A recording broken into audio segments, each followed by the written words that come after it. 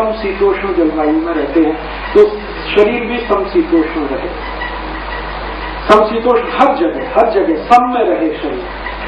आयुर्वेद में भी ये कहते हैं कि वात पित्त कफ तीनों सम में रहे। भारतीय लोगों के लिए ये अत्यंत आवश्यक है। तो शरीर की कोई भी अवस्था सम से ना जाए, माने ज्यादा सोए नहीं एक, क्योंकि सम टूटेगा, ज्यादा जगह भी नहीं, उसमें भी सम टूटेगा।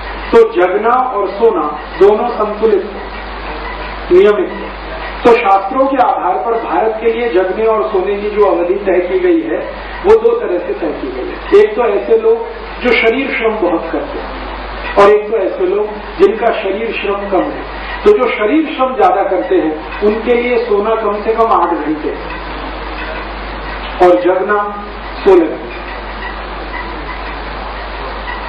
सोना 8 घंटे, जगना 16 घंटे। शरीर श्रम करने वालों को स्पष्ट निर्देश है भारतीय शास्त्रों में कि जिंदगी का 1/3 हिस्सा उनको सोना ही पड़ेगा शरीर को सम रखने के लिए। लेकिन जो शरीर श्रम ज्यादा नहीं करते उनके लिए सोने का है 6 घंटे और जगना है 18 घंटे।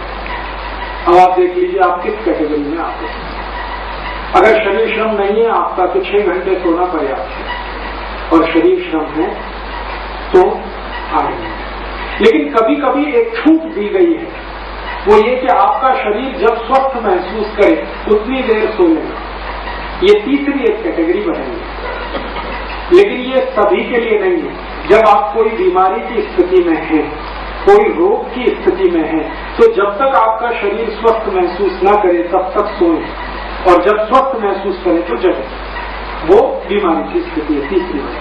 स्वस्थ होने की स्थिति 8 और 6 घंटे की, श्रम करने वालों को 8, नहीं श्रम करने वालों को 6। और बीमारी की स्थिति में जब तक आप सोएं और महसूस करें स्वस्थ वहां तक, तो 10 घंटे भी हो सकता है, 12 घंटे भी हो सकता है।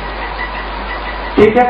हमारे भारतीय शास्त्रों में एक स्पेशल कैटेगरी है, अलग से लिखा गया है बच्चों के लिए। बच्चे होते हैं 1 साल की उम्र तक के बच्चों को 18 घंटे सोना, 3 साल तक की उम्र वालों को 16 घंटे, 5 साल तक की उम्र वालों को 14 घंटे, और उससे आगे 7-8 साल के हो जाएं तो 12 घंटे, फिर 10 साल के हो जाएं तो 8 से 10 घंटे। जैसे ही वो 12 साल क्रॉस करें तो 8 घंटे। जो शरीर श्रम वाले हैं उसी कैटेगरी में आ जाए। और 15 साल की उम्र का लड़का या लड़की माना जाता है कि वो मनुष्य होने की स्थिति में है, तो फिर वही श्रम वाला अगर मानसिक श्रम करता है तो 6 घंटे, शरीर श्रम करता है तो 8 घंटे। तो आप इस फॉर्मूले को अपने जीवन में हमेशा ध्यान रखें। ठीक है, तो सोना जगना हुआ। अब इससे थोड़ा आगे बढ़े, आचार सोना जगना। अब अगर आपने सोना जगना फिक्स किया है तो टाइम फिक्स करना। अगर आपकी 8 घंटे की नींद आपको पूरी करनी है तो रात को कितने बजे सोना आपके लिए फिक्स करना पड़ेगा। 8 घंटे की नींद चाहते हैं तो रात में कम से कम आपको 8 बजे 9 बजे तक तो सो ही जाना पड़ेगा, तभी 8 घंटे की नींद हो सकती है। तो इसका माने ज्यादा देर रात्रि जागरण भारतीय संस्कृति के प्रतिकूल है, तो ज्यादा रात्रि जागरण ना करें। लेकिन समय विशेष पर कोई ऐसी परिस्थिति है जिसमें आपको जागरण करना ही पड़े तो वो साल में 2-4 दिन से ज्यादा नहीं होना चाहिए। अभी जैसे समय विशेष कोई आया, आपके घर में कोई पूजा हो रही है, महाभारत का पाठ या मान लीजिए रामचरितमानस का अखंड पाठ हो रहा है तो 24 घंटे पूरा होता है, तो उसमें एक विशेष परिस्थिति है। तो साल में 1 दिन आप ऐसा, 2 दिन, ज्यादा से ज्यादा 5-6 दिन, हफ्ते भर का पीरियड है जो आप इसके लिए निकाल सकते हैं, लेकिन रोज का ये नहीं है। तो अब जरा सोचिए कि बेचारे ये लोग जो कंप्यूटर पर बैठ के अमरीकियों का काम करते रहते हैं, जिनको आप सॉफ्टवेयर एक्सपर्ट कहते हैं या बिजनेस प्रोसेस हाउसिंग में काम करते हैं, ये सब लोग भारतीय संस्कृति के विपरीत हैं। रात को सोते हैं, रात को जगते हैं, दिन को सोते हैं, और इसी का दुष्परिणाम है 35-40 की उम्र तक आते आते किसी को दमा, किसी को अस्थमा, किसी को हार्ट अटैक, किसी को डायबिटीज, किसी को नपुंसकता, ये सबसे ज्यादा बढ़ रही है।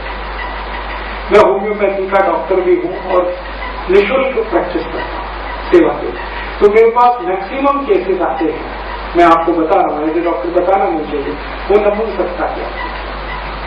और मैक्सिमम कैटेगरी जो है वो इन्हीं लोगों की है जो सॉफ्टवेयर में, बिजनेस प्रोसेस हाउस में और आउटसोर्सिंग के काम में लगे।